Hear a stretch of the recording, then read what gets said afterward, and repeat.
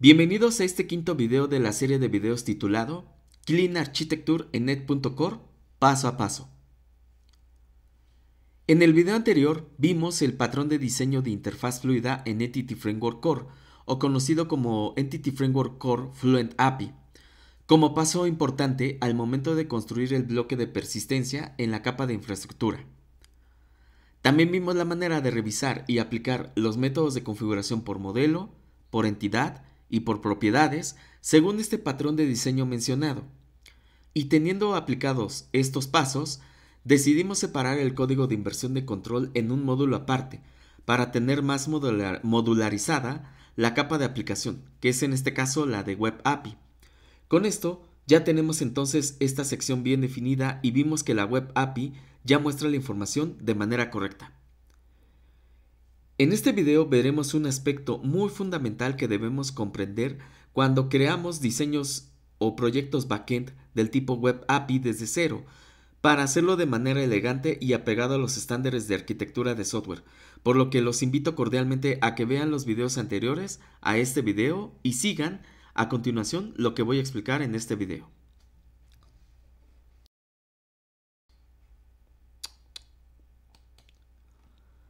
Los temas clave que voy a explicar a continuación en este video son los siguientes: el concepto de API, el concepto de REST, API REST y RESTful, el concepto de CRUD, que anteriormente lo había explicado un poquito breve en un video anterior, pero que ahora sí ya lo explico más apegado a los conceptos anteriores.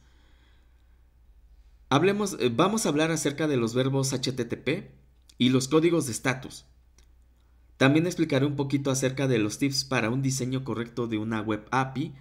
Y finalmente, un concepto muy importante cuando se vaya a desarrollar un proyecto backend del tipo Web API basado en el modelo de madurez de Richardson, en la cual voy a explicar precisamente los 4 aspectos de este modelo con los cuales debemos identificar qué es una Web API y qué es un servicio SWAP.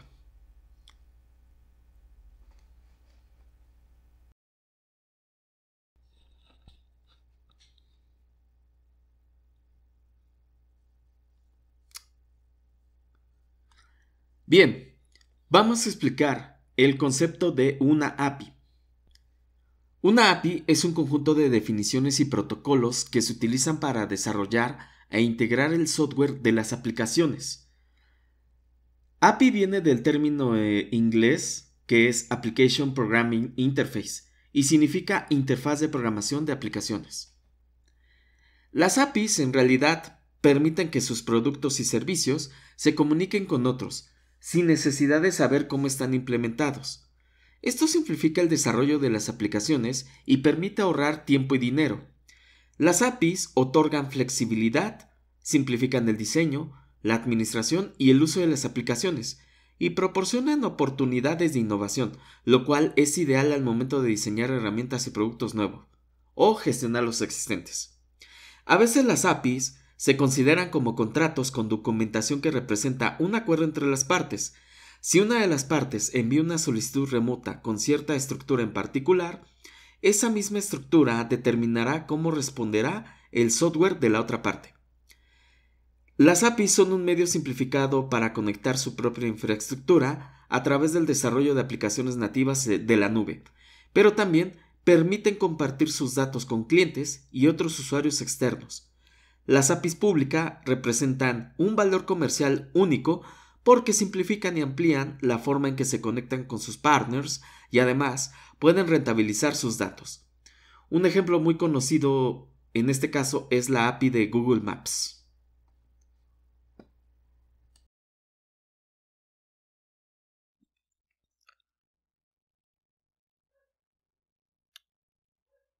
Bien, hablemos del concepto de REST. REST es una interfaz para conectar varios sistemas basados en el protocolo HTTP y nos sirve para obtener o generar datos y operaciones, devolviendo esos datos en formatos específicos.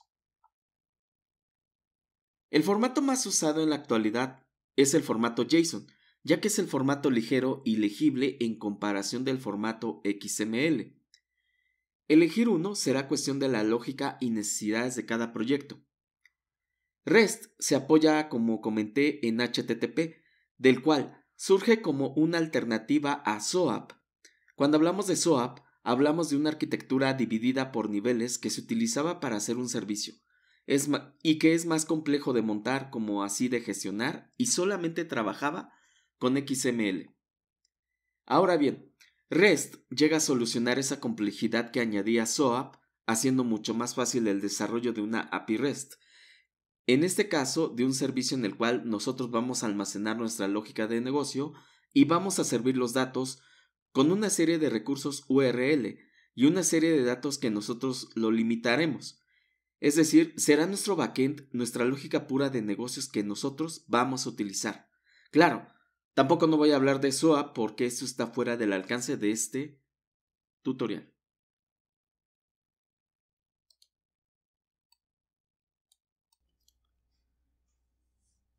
Bien, ¿por qué debemos de utilizar REST? REST no solo es una moda, y es por las siguientes razones que esta interfaz está teniendo tanto protagonismo en estos últimos años. El primer punto es, sirve para crear una petición HTTP, es decir, contiene toda la información necesaria y se envía un request a un servidor que contiene esa información y solo espera un response, o sea, una respuesta en concreto del servidor. Se apoya también en el protocolo HTTP y en sus métodos básicos. HTTP se utiliza mucho en páginas web y este protocolo ya existe desde hace muchos años y ya está consolidado, por lo que no se tiene que inventar ni realizar cosas nuevas. Y sus métodos básicos son los verbos post, get, put, patch y delete, entre otros, los cuales voy a hablar un poquito más adelante. Y por último, todos los objetos se manipulan mediante una URI, es decir, un identificador uniforme de recursos. Si, por ejemplo, si tenemos un recurso de un usuario y queremos acceder a un usuario en concreto, nuestra URI sería user, diagonal invertida a la derecha, identificador del objeto. Y con eso ya tendríamos un servicio user preparado para obtener la información de un usuario, dado una ID. La URI es en realidad un identificador de recursos.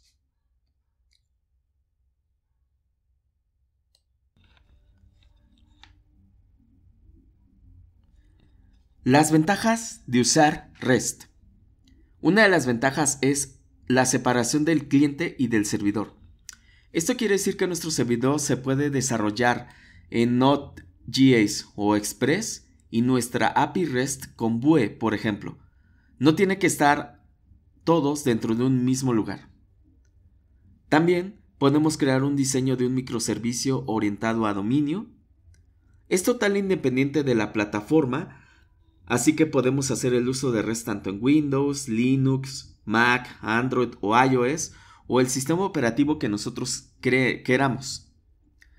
Podemos hacer nuestra API con un acceso público, permitiendo dar visibilidad si la hacemos pública a través de la red. Y es escalable porque tenemos la separación de los conceptos de cliente y servidor, por tanto, podemos dedicarnos exclusivamente a la parte del servidor.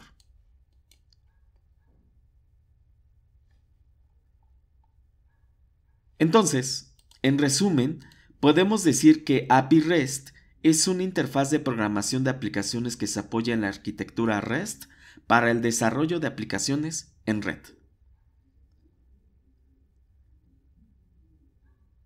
Y RESTful se basa en la tecnología de transferencia de estado representacional, que es en este caso REST, y en un estilo arquitectónico y un enfoque de comunicaciones a menudo utilizados en el desarrollo de servicios web.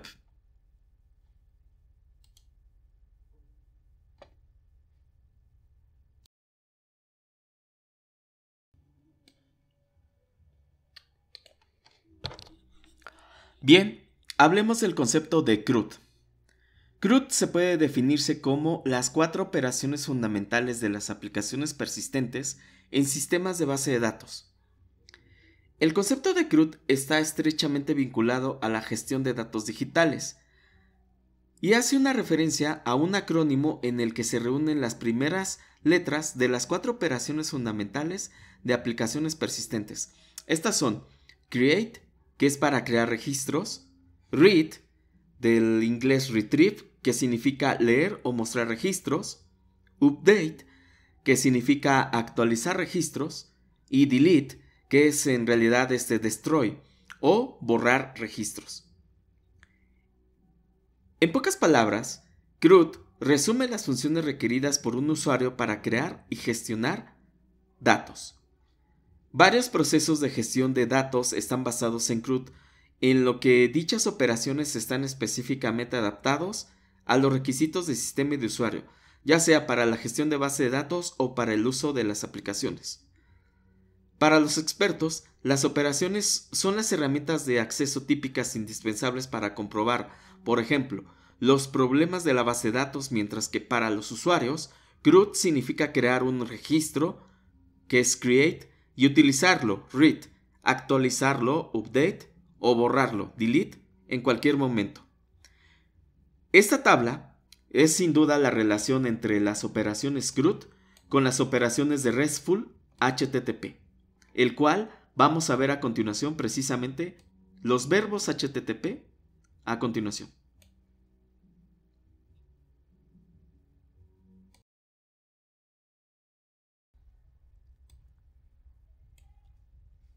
Hablemos ahora de los verbos HTTP.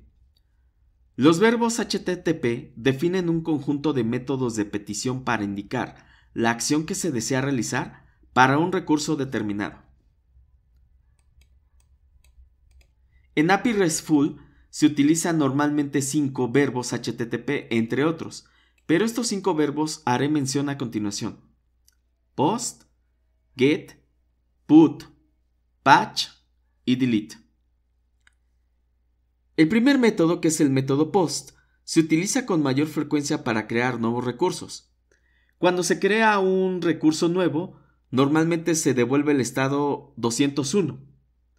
En dado caso de que si no hubiera o falle el proceso de creación de un nuevo recurso, va a devolver un código de error número 404, que es no encontrado. O bien, si ese recurso ya había sido creado anteriormente, va a arrojar un error número 409, que es conflicto, indicando que el recurso ya existe anteriormente. El método get se utiliza para leer una representación de un recurso o también recuperarlo. Get devuelve una representación en XML o JSON y un código de respuesta HTTP del número 200, indicando que el verbo get se ejecutó de manera correcta. En dado caso de que este verbo falle, va a devolver un 404 not found o bien un error 400 bad request. De acuerdo con el diseño de la especificación HTTP, las solicitudes GET junto con HIT se utilizan solo para leer datos y no para cambiarlos. Por lo tanto, cuando se usan de esta manera se consideran seguros. Es decir, se pueden llamar sin riesgo de modificación o corrupción de datos, y llamarlo una vez tiene el mismo efecto que llamarlo 10 veces o ninguno. Además, get y hit son idempotentes, lo que significa que se puede hacerse múltiples soluciones idénticas, termina teniendo el mismo resultado que una sola solicitud. Como regla, las operaciones get no hay que ponerlas de manera insegura. Por lo tanto, nunca debemos de modificar ningún registro en el servidor. El método put se utiliza con mayor frecuencia para capacidades de actualización a una URI del recurso conocido con el cuerpo de la solicitud que contiene la representación recién actualizado del recurso original. Cuando se hace una actualización exitosa, hay que devolver un código de estatus 204, en el cual esto sucede en caso de que no devuelve ningún contexto del cuerpo de un put. Si utilizamos put para crear, hay que devolver el código 201 en la creación exitosa. En dado caso de que put falle, hay que devolver un error, un código de error 404, que en este caso es un not found. Entonces, put no es una operación tampoco segura, ya que modifica o crea el estado en el servidor, pero es idempotente. En pocas palabras, si se crea o actualiza un recurso usando put y luego se hace la misma llamada nuevamente, el recurso todavía está allí y aún tiene el mismo estado que contenía con la primera llamada. Por lo tanto, se recomienda mantener las solicitudes put de manera idempotente y se recomienda encarecidamente utilizar post para soluciones no idempotentes. Hablemos del método patch. Este método se utiliza para modificar capacidades. Una solicitud patch solo debe contener los cambios en el recurso, no en el recurso completo. Esto es muy parecido a put, pero el cuerpo contiene un conjunto de instrucciones que describen cómo se debe de modificar un recurso que reside actualmente en el servidor para producir una nueva versión. Esto significa que el cuerpo de patch no debería ser solo una parte modificada del recurso, sino en algún tipo de lenguaje del parche como JSON patch o XML patch.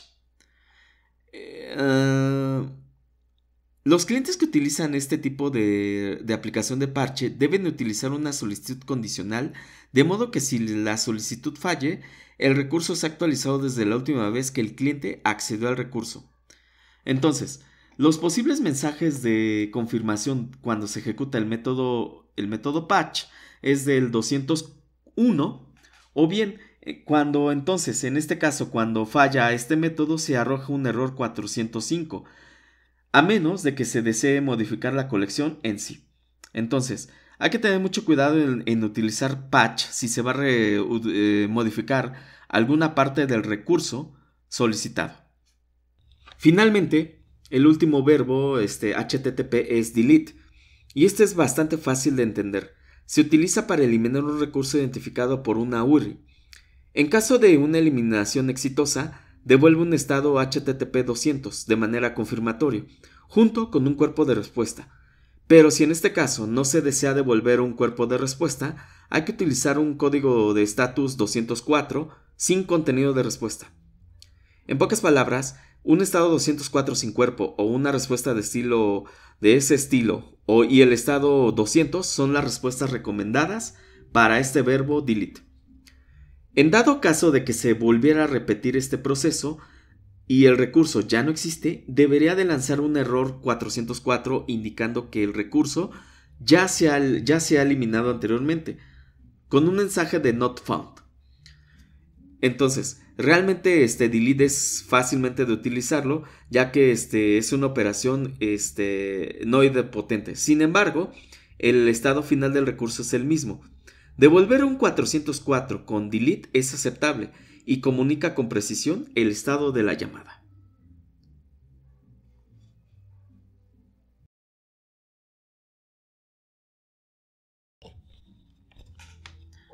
Veamos ahora el concepto de código de estatus HTTP. Estos códigos indican que si se ha completado satisfactoriamente una solicitud HTTP específicas. Estas solicitudes se agrupan en 5 clases. El primer grupo son las respuestas informativas, comprendidas entre los códigos de estatus HTTP entre el 100 y el 199. Esta clase de código de estado indica una respuesta provisional que consta solo de la línea de estado y encabezados opcionales, y termina con una línea vacío. Dicho de otra manera, son meramente informativas y casi no se usan. El segundo grupo son las respuestas satisfactorias, comprendidas entre los números 200 y 299. Esta clase de código de estado indica que la solicitud del cliente fue recibida, comprendida y aceptada con éxito. El tercer grupo son las redirecciones, comprendidas entre los números 300 y 399. Esta clase de código indica que el agente de usuario debe de realizar más acciones para cumplir con la solicitud. La acción requerida puede ser realizada por el agente de usuario sin interacción con el usuario, si y solo si el método usado en la segunda solicitud sea get o hit. Un cliente debe detectar bucles de redirección infinitos, ya que dichos bucles generan tráfico de red para cada redirección. El cuarto grupo son errores de clientes, comprendidos entre los números 400 y 499. Esta clase de código indica que la solicitud del cliente fue recibida y comprendida y aceptada, pero que al final fue rechazada debido a un error de sintaxis incorrecta o que la solicitud no puede cumplirse. Y por último, el último grupo de solicitudes o códigos de estatus son los errores del servidor, comprendidos entre el 500 y 599. Esta clase de código indica que el agente de usuario realizó una solicitud, pero tuvo un fallo y que durante su solicitud ocurrió un error interno durante su proceso de request, lo cual indica que el servidor no ha cumplido con una solicitud válida. Podemos decir entonces que el concepto de stateless es que cada mensaje que viaja a través de HTTP lleva toda la información necesaria para realizar la petición, es decir, el servidor no guarda los datos referentes a otras comunicaciones con el cliente.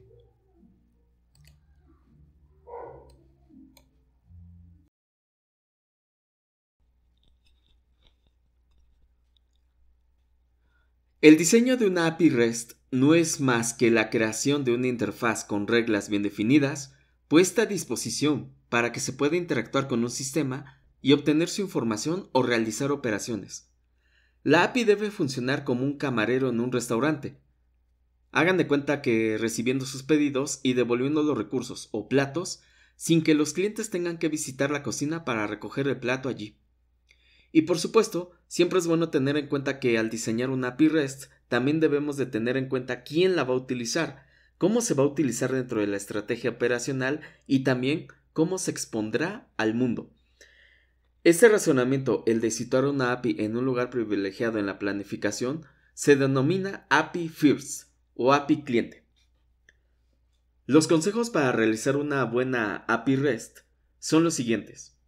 El primer punto es usar solamente sustantivos y no verbos. El segundo punto es usar correctamente los métodos HTTP para los recursos que se vayan a utilizar por medio de estas peticiones. El tercer punto es usar los nombres en plural. En general, la elección depende del arquitecto de software, pero es mejor usarlos en plural ya que indican un conjunto de características. Sin embargo, una cosa es cierta, no hay que mezclar puntos finales en singular y en plural. La recomendación es simplificar y usemos todos los nombres en plural. El cuarto punto es usar los subrecursos para las relaciones. Hay situaciones en las que un recurso está relacionado con otro. Esto es habitual cuando existe una jerarquía de objetos y recursos. El quinto punto es no cambiar el estado con el método get. Cuando se realizan operaciones que cambian el estado de un objeto, se utilizan los métodos post, put y delete. El método get, como se intuye por su nombre, debe de devolver solo una versión de lectura del recurso. Es importante recordar que los permisos y las cuestiones de la seguridad de API, lo que nos lleva al siguiente punto. Hay que utilizar el cifrado SSL. Una API RESTful debe utilizar necesariamente este cifrado, dado que cualquiera puede acceder a la web desde su API en cualquier lugar con acceso a Internet. Su preocupación principal es garantizar un acceso seguro a los datos y servicios que ofrece la API. Sin embargo, no todos los lugares ofrecen un acceso seguro y cifrado. Tener la información que se lleva encriptada es esencial. Además, el uso de SSL con tokens facilita la autenticación entre solicitudes, evitando que cada una de ellas tenga que volver a autenticarse. Y por último, crear versiones para la API. Como todo software, las APIs deben crecer y evolucionar. Por muy cuidadoso y experimentado que sea un desarrollador full stack, las APIs que vaya construyendo no serán perfectas en la primera versión. A menudo es mejor exponer la primera versión de la API y hacerla evolucionar gradualmente. Sin embargo, hay que tener mucho cuidado de no cambiar demasiado su diseño, porque esto acabaría rompiendo las aplicaciones que utilizaban las versiones anteriores. Por lo tanto, cuando se vaya a crear una nueva versión de la API, hay que asegurarnos que la versión anterior siga estando disponible para no romper con su funcionalidad.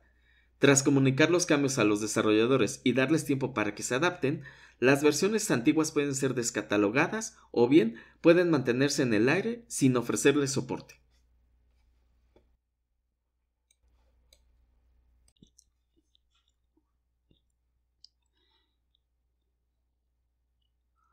Bien, teniendo los conceptos anteriores ya recopilados, viene esto siguiente que es muy importante. Si bien la mayoría de los desarrolladores conocen REST, es posible que menos conozcan el modelo de madurez de Richardson.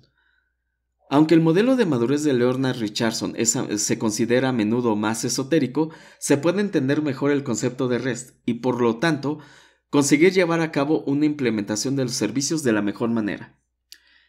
El modelo de madurez de Richardson viene del inglés como Richardson Maturity Model y es un modelo que clasifica las API web en función de su adherencia que mejor se ajuste a las necesidades de cada proyecto backend. Fue sugerido en 2008 por Leonard Richardson y descrito posteriormente por Martin Fowler. El objetivo de la investigación del modelo es descubrir la relación entre las limitaciones de REST y otras formas de servicios web.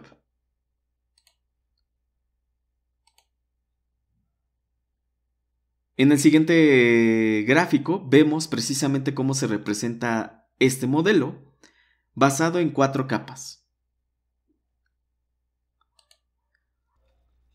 Vamos a explicar un poquito brevemente estas capas de este modelo. El primer nivel es el nivel 0, conocido como el pantano de POX. El modelo de madurez de Richardson no comienza en sí en el nivel 1, sino en este nivel, conocido como pantano de viruela. En pocas palabras, se refiere a usar HTTP para interacciones remotas, pero sin usar otros mecanismos existentes para web. En pocas palabras, representa el utilizar el viejo patrón de XML, y es lo más básico que se puede esperar de una API. Solamente en este nivel, toda la interacción de API es esencialmente RPC, es decir, una conversión XML de ida y de vuelta para que cada solicitud y respuesta no sea más que un solo fragmento de código. Y eso, en este punto aquí se representa precisamente swap. Entonces, a fin de cuentas, solamente es esto, el envío de respuestas por el viejo método de XML. El segundo nivel es el nivel 1, que es en este caso de recursos. La idea es identificar los recursos a través de una URI sin especificar la acción a realizar sobre el mismo. En pocas palabras, si POX es insuficiente, a veces es mejor utilizar este nivel por medio de XML, pero sin embargo, pues los recursos pues están disponibles y no se tiene en sí qué acción se debe de tomar sobre de ellos. El segundo nivel son los verbos HTTP. Este nivel nos indica que la API debería de utilizar los verbos HTTP utilizando correctamente los mismos y sus respuestas. En este caso, lo que comentábamos hace rato, para cada recurso que se utiliza hay que utilizar un verbo HTTP adecuado para la ejecución de la API. Y finalmente, el nivel 3 es controles de hipermedia. Básicamente, es utilizar un HTOAS, que es hipertexto como el mecanismo de estado de la aplicación. Lo que indica es HTOAS es realizar un request el mismo que retorne información de cómo trabajar o manipular el recurso. Este es el nivel más alto conocido hipermedia, con el cual permite que las APIs y sus funcionalidades suban o extiendan a nuevos niveles. La utilización de hipermedia también ofrece la capacidad de actualizar los esquemas de URI sin interrumpir a los clientes, lo que permite una mayor libertad para el cambio del desarrollo en el backend. Entonces, este es el nivel más alto del modelo de madurez de Richardson para llegar a la gloria de las APIs. Y bien, con esto terminamos precisamente la parte teórica y vayamos a la parte práctica.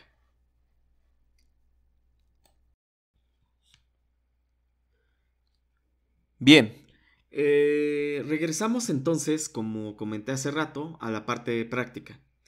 Con todo lo expuesto anteriormente, es hora de regresar a nuestro código fuente y aplicar estos conceptos antes mencionados a la temática de este curso. Veamos lo siguiente.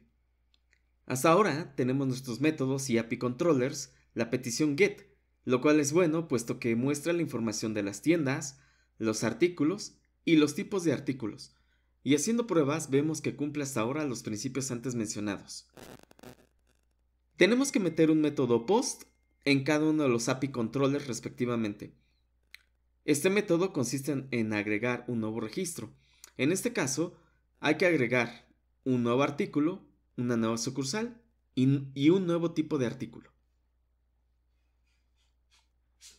De este último punto, vamos a hacer lo siguiente con el catálogo de artículos.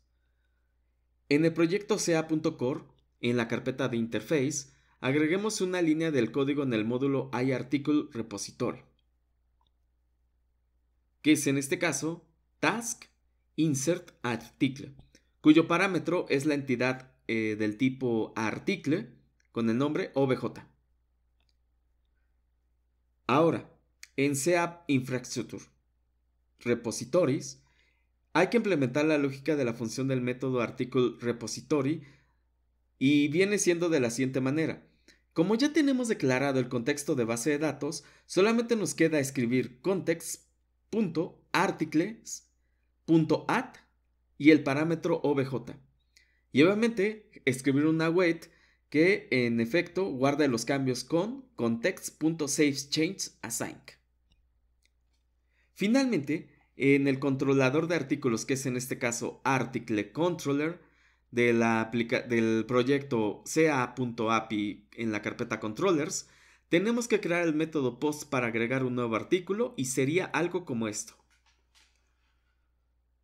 Tenemos que crear un task iActionResult llamado post con el objeto o bueno, más bien con el parámetro de entrada del tipo article llamado obj y obviamente repetir el mismo contexto poniendo await-article repository.add article obj y obviamente devolviendo un return OK con el objeto del parámetro article.